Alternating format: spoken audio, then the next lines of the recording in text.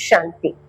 મીઠા બા 29/7/2026 આજના મીઠા બાબાના મધુર મહાવાક્ય.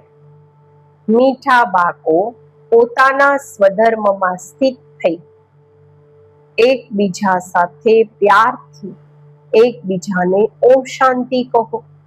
આ પણ એકબીજાને રિગાર્ડ આપવો છે. પ્રશ્ન છે, ભક્તિમાં પણ ભગવાનને ભોગ લગાવે છે, અહીંયા તમે બાકો પણ લગાવો છો, આ રિવાજ કેમ? ઉત્તર છે, કારણ કે આ પણ એમનો રિગાર્ડ રાખવું છે. ભલે તમે જાણો છો શિવ બાબા નિરાકાર છે, અભોગતા છે, ખાતા નથી, પરંતુ વાસના તો પહોંચે છે, ભાવના તો પહોંચે છે. સર્વના સદગતિ દાતા પતિત પાવન બાપ છે, તો જરૂર ભોગ પણ એમને લગાવવો જોઈએ. ગીત છે, હમારે તીર્થ ન્યારે હૈ, ઇસ ધરતી કે તારે હૈ. ઓમ શાંતિ. બાકોના દિલમાં પણ ઉઠ્યું ઓમ શાંતિ. જેમ કોઈને નમસ્તે કહેવામાં આવે છે, તો એ પણ રિટર્નમાં કહે છે નમસ્તે.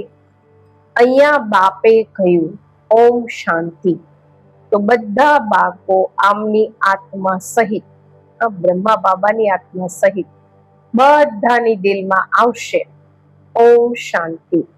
અર્થાત અમે આત્મા શાંત સ્વરૂપ છીએ. રેસ્પોન્ડ તો કરવો જોઈએ ને. આ રેસ્પોન્ડ થયો ને, બીજા કોઈ અર્થ સહિત એવું કહી ન શકે. બાપ જ્ઞાન સૂર્ય પણ કહે છે ઓમ શાંતિ. જ્ઞાન ચંદ્રમા પણ કહે છે ઓમ શાંતિ. જ્ઞાન સિતારાઓ પણ કહે છે ઓમ શાંતિ. સિતારાઓમાં બધા જ આવી ગયા. અત્યારે તમે બાકોને પોતાના સ્વધર્મની ખબર પડી છે કે અમે શાંત સ્વરૂપ અને શાંતિ ધામમાં રહેવા વાળા છીએ. આ તમને નિશ્ચય થયો છે. સારી રીતે તમે આત્માઓ જાણો છો. બરોબર કહેવામાં પણ આવે છે, મહાન આત્મા પાપ આત્મા. આત્મા જ એક શરીર છોડી બીજું લે છે. બાબા કહે છે, પરંતુ આત્માનો યથાર્થ પરિચય કોઈને નથી. અમે આત્મા આટલી નાની છીએ, 84 જન્મોનો પાર્ટ ભજવીએ છીએ. આ ન તમને ખબર હતી, ન બીજું કોઈ જાણે છે. અત્યારે તમે બાકો સામે બેઠા છો, બાપને પોતાના બનાવો છો. બાકો બાપને પોતાના બનાવે છે વારસો લેવાના માટે. તમે બાકો જાણો છો, અમને આત્માઓના બેહદના બાપ આ બ્રહ્મા તનમાં આવેલા છે. બ્રહ્મા તનમાં આવીને આદિ સનાતન દેવી દેવતા ધર્મની સ્થાપના કરે છે. કલ્પ પહેલા પણ આદિ સનાતન દેવી દેવતા ધર્મ અર્થાત સૂર્યવંશી રાજધાની સ્થાપન થઈ હતી. આ સ્થાપનાનું કાર્ય કલ્પ બાપ જ કરે છે, જેને ભગવાન કહેવામાં આવે છે. ભગવાન બાપથી બધા માંગતા રહે છે કે દુઃખ હરો, સુખ આપો. જ્યારે સુખ મળી જાય છે તો માંગવાની જરૂર નથી. જે વસ્તુ નથી એની માંગણી કરે છે, હોય પછી માંગતા નથી. અહીંયા માંગે છે કારણ કે અહીંયા દુખી છે. ત્યાં કંઈ પણ માંગવાની જરૂર નથી રહેતી, કારણ કે બાપ બધું જ આપીને જાય છે. એટલે સતયુગમાં કોઈ પણ બાપને યાદ નથી કરતા. બાપ સમજાવે છે કે બાકોને અમે સુખધામના માલિક બનાવીએ છીએ. તમે બાળકો જાણો છો, આ બાબાથી અમે ફરીથી સુખધામનો વારસો લઈ રહ્યા છીએ. બેહદના બાપથી બેહદનું સુખ લઈએ છીએ. તમને સમજાવવામાં આવે છે ભક્તિ માર્ગ કેવી રીતે ચાલે છે. મનુષ્ય સૃષ્ટિરૂપી ઝાડની ઉત્પત્તિ, પાલના અને સંહાર કેવી રીતે થાય છે, અથવા ડ્રામાનો આદિ, મધ્ય, અંત શું છે. આ છે સાકારી દુનિયા, તે છે નિરાકારી દુનિયા. બાળકો સમજી ગયા છે કે અમે પૂરો અડધો કલ્પ ભક્તિ કરી. અત્યારે કળિયુગનો અંત છે. વારસો મળે છે સંગમ પર. આ બાળકોને સારી રીતે સમજવું જોઈએ. અત્યારે અમે સંગમ પર છીએ. આ તમે બાળકો જ સમજો છો, બીજા કોઈ સમજશે નહીં જ્યાં સુધી પરિચય નથી આપતા. જરૂર સંગમ યુગ આવે છે જ્યારે કે પુરાની એટલે કે જૂની દુનિયા બદલાઈને નવી થાય છે. આ આખી જૂની દુનિયા છે. આને આયરન એજ કહેવામાં આવે છે, લોખંડ જેવી દુનિયા. આ પણ તમે જાણો છો, પહેલા આખી દુનિયા પર એક જ ધર્મ હોય છે. નવી દુનિયામાં ભારત ખંડ જ માત્ર હોય છે. થોડા મનુષ્ય હોય છે. નવી દુનિયાને જ સ્વર્ગ કહેવામાં આવે છે. એનાથી સિદ્ધ છે નવી દુનિયામાં નવું ભારત હતું. અત્યારે જૂની દુનિયામાં જૂનું ભારત છે. ગાંધી પણ કહેતા હતા નવી દુનિયા નવું ભારત થાય. નવી દિલ્હી હોય. હવે નવા ભારત કે નવી દિલ્હી છે નહીં. નવ ભારતમાં તો આ લક્ષ્મી નારાયણનું રાજ્ય હતું. અત્યારે એમને જ ભારત અત્યારે એ જ ભારત પર રાવણનું રાજ્ય છે. આ પણ લખવું જોઈએ. નવી દુનિયા નવી દિલ્હી, ફલાણા સમયથી ફલાણા સમય સુધી આનું રાજ્ય. આ સમજાવવી પણ એ શકે છે જે નવી દુનિયા બનાવવા વાળા છે. બ્રહ્મા દ્વારા નવી દુનિયા સ્વર્ગ સ્થાપન કરે છે. જે સ્વર્ગનો વારસો લેવા માટે તમે આવો છો. બાપ તમને યુક્તિ બતાવે છે અથવા પુરુષાર્થ કરાવે છે. સંગમ યુગ પણ બાબા કહે છે સન્મુખ મળીએ છીએ, પુરુષાર્થ કરાવે છે. આપણે બાબાની સામે મળવા આવીએ છીએ અથવા ત્યાં પણ બેસીને ભણો છો. દિલ થાય છે કે સામે જઈને મળીએ. તે સન્મુખ મળે છે મનુષ્ય સાથે. અહીંયા તમે કહેશો અમે જઈએ છીએ શિવ બાબાને મળવા. કહેશે એ તો નિરાકાર છે ને. અમે આત્મા પણ નિરાકાર છીએ. અમે પણ અહીંયા પાર્ટ ભજવવા આવીએ છીએ ને. જેનું નામ છે તે જરૂર પાર્ટધારી પણ છે. ભગવાનનું પણ નામ છે ને. નિરાકાર શિવને જ ભગવાન નામ આપ્યું છે.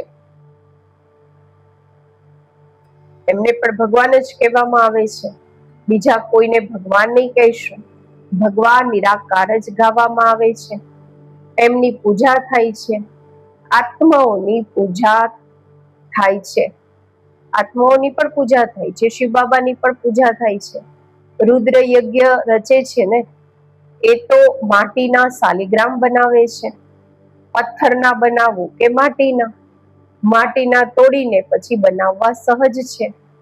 દુનિયા તો આ વાતોને નથી જાણતી. રુદ્ર યજ્ઞમાં કેટલી આત્માઓની પૂજા કરી શકે છે. બાળકો તો અનેક છે.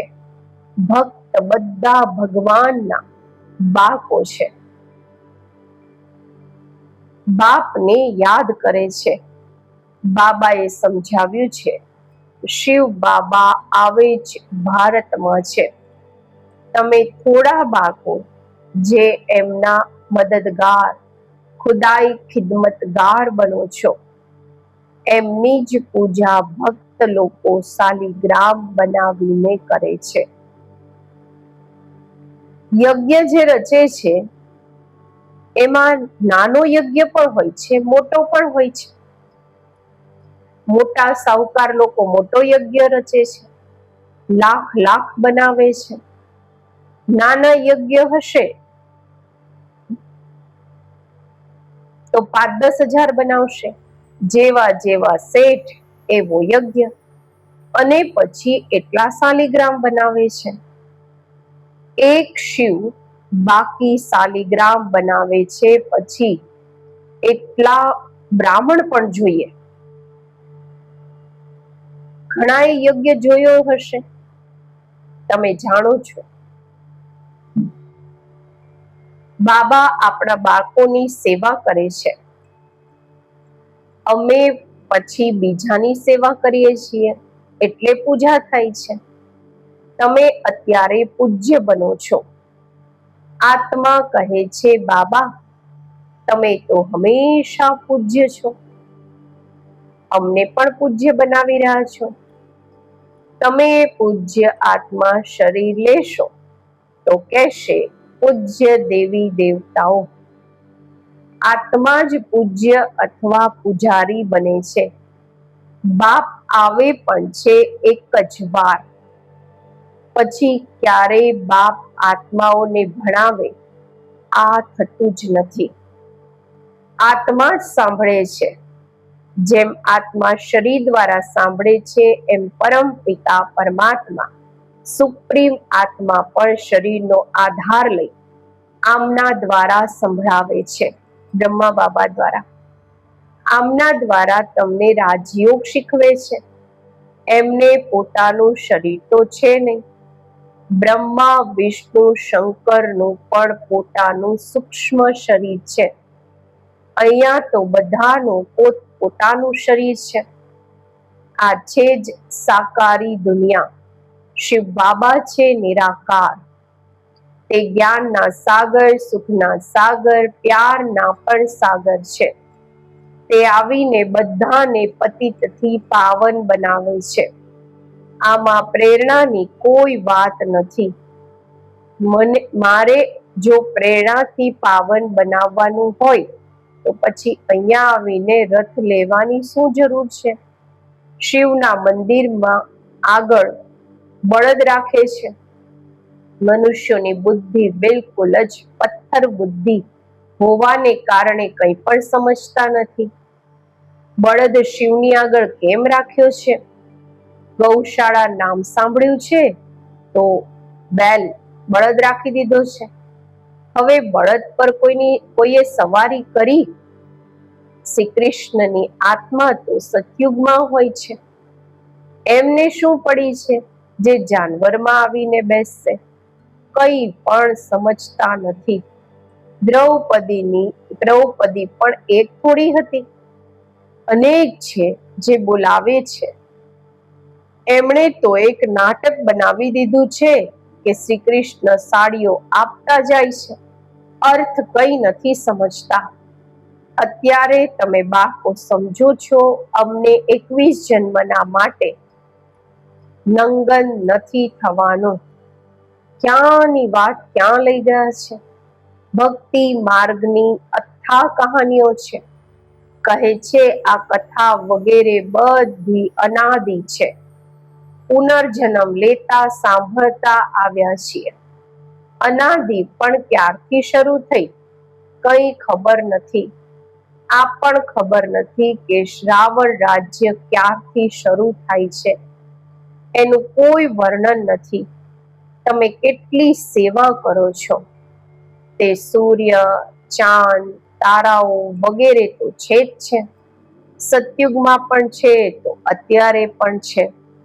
એમની બદલી સદલી નથી થતી. તમે અત્યારે નિમિત્ત બનો છો. ભારતને જ ફરીથી અંધકારથી કાઢી રોશનીમાં લાવવાના. ભક્તિ માર્ગને અંધકાર કહેવામાં આવે છે, અંધારું કહેવામાં આવે છે. તમારી મહિમા છે, તમે ધરતીના તારા છો, સિતારાઓ છે, સૂર્ય ચાંદ પણ હોવા જોઈએ. આ છે તમારું રૂહાની તીર્થ. તમે એવી યાત્રા પર જાઓ છો જ્યાંથી પછી આ મૃત્યુલોકમાં નહીં આવશો. અત્યારે આ મૃત્યુલોક છે, પછી અહીંયા જ અમરલોક હશે. દ્વાપરથી મૃત્યુલોક શરૂ થાય છે. હમણાં તમે સાચી સાચી અમર કથા સાંભળી રહ્યા છો. અમર લોકમાં જવાના માટે તમે સમજો છો અમારી આત્માઓની યાત્રા ન્યારી છે. તમે અહીંયા બેઠા યાત્રા પર જવાનો પુરુષાર્થ કરો છો. યાદથી જ તમારા વિકર્મ વિનાશ થશે. તે યાત્રા પર જાય છે. વિકર્મ વિનાશ ક્યાં થાય છે? શરાબની, દારૂની તો મનુષ્યોને એટલી આદત છે જે સંતાડીને જરૂર લઈ જાય છે, છુપાવીને લઈ જાય છે. આજકાલ તો ઘણા ગંદા પણ હોય છે યાત્રામાં. છે તો બધા પતિત ને, જેમ બ્રાહ્મણ પતિત એમ યાત્રી પણ પતિત. પંડા લોકો યાત્રા કરાવે છે, પાવન થોડી છે. તમે તો પવિત્ર રહો છો. સતો પ્રધાન બનવાનું છે. બાબા વારંવાર લખે છે, મેઠા બાકો. આ શિવ બાબાએ આત્માઓને લખ્યું, મને યાદ કરો તો તમે તમો પ્રધાનથી સતો પ્રધાન બનો. સતો પ્રધાન દુનિયાના માલિક બની જશો. બસ એક જ ડાયરેક્શન છે મુખ્ય. કેટલું સહજ છે. યાદથી જ વિકર્મ વિનાશ થશે.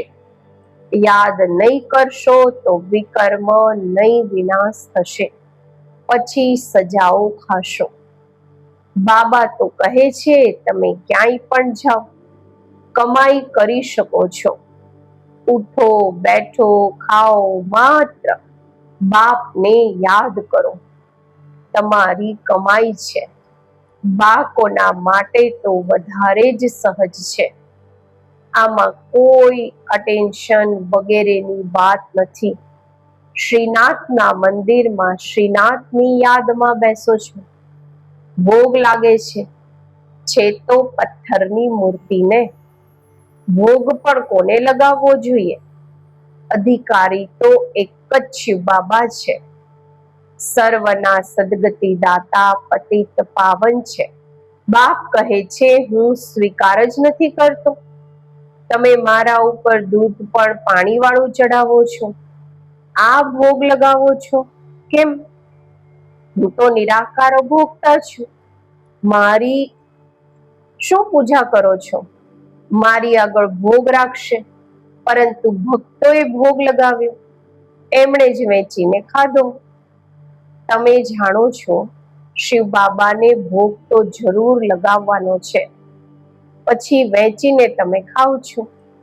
આ જેમ કે કોઈનું રિગાર્ડ રાખવાનું હોય છે, સન્માન રાખવાનું હોય છે. અમે શિવ બાબાને ભોગ લગાવીએ છીએ. શિવ બાબાનો ભંડારો છે ને, જેમનો ભંડારો છે એમને ભોગ જરૂર લગાવવો પડે. ભલે તમે ભોગ લગાવો છો, ખાઓ પણ તમે બાકો જ છો. આ બ્રહ્મા ખાય છે, હું નથી ખાતો. બાકી વાસના તો આવશે ને. બાબાને આપણી અંદરની દિલની ભાવનાઓ પહોંચે છે. ખૂબ સારો ભોગ બનાવ્યો છે. કહેવાના માટે કર્મેન્દ્રિયો તો જોઈએ ને. આ બ્રહ્મા ખાઈ શકે છે, આ શરીર તો એમનું છે ને. હું માત્ર એમનામાં આવીને પ્રવેશ કરું છું, મુખ જ કામમાં લગાવું છું. તમને બાકોને પતિતથી પાવન બનાવવા. ગૌમુખ પણ કહે છે ને, બરોબર ગૌ પણ છે. તમે જાણો છો એનાથી જ તમને બાકોને એડોપ્ટ કરે છે બ્રહ્મા બાબા દ્વારા. આ માત પિતા બંને છે, પરંતુ માતાઓને સંભાળે કોણ? એટલે સરસ્વતીને નિમિત્ત રાખ્યા. ડ્રામા પ્લાન અનુસાર માતા ગુરુની મહિમા પણ જોઈએ ને. ગુરુ તો પહેલા નંબરમાં ફેમસ આ છે. ગુરુ બ્રહ્મા, ઠીક છે, જેવા બાપ એવા બાળકો. તમે બ્રાહ્મણ પણ સાચા ગુરુ બનો છો. બધાને સાચો રસ્તો બતાવો છો સ્વર્ગનો. આત્મા જ મુક્તિ રસ્તો બતાવે છે કે મન મના ભવ મધ્યાજી ભવ. બાપ, માં, બાળકો બધા એ જ રસ્તો બતાવે છે. અહીંયા તમે સન્મુખ બેઠા છો, યાદ રહે છે. પછી ઘરે જાઓ છો તો ઘણા બાળકો ભૂલી જાય છે.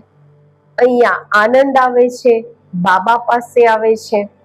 બાબા કહે છે, સ્વદર્શન ચક્રધારી બની આ યુક્તિ બતાવો કે મુક્તિધામ બાપને અને સ્વરસાને યાદ કરો. અચ્છા, મીઠા મીઠા સિકિલધા બાકો પ્રત્યે માત પિતા બાપ દાદાના યાદ પ્યાર અને ગુડ મોર્નિંગ. રૂહાની બાપના રૂહાની બાકોને નમસ્તે.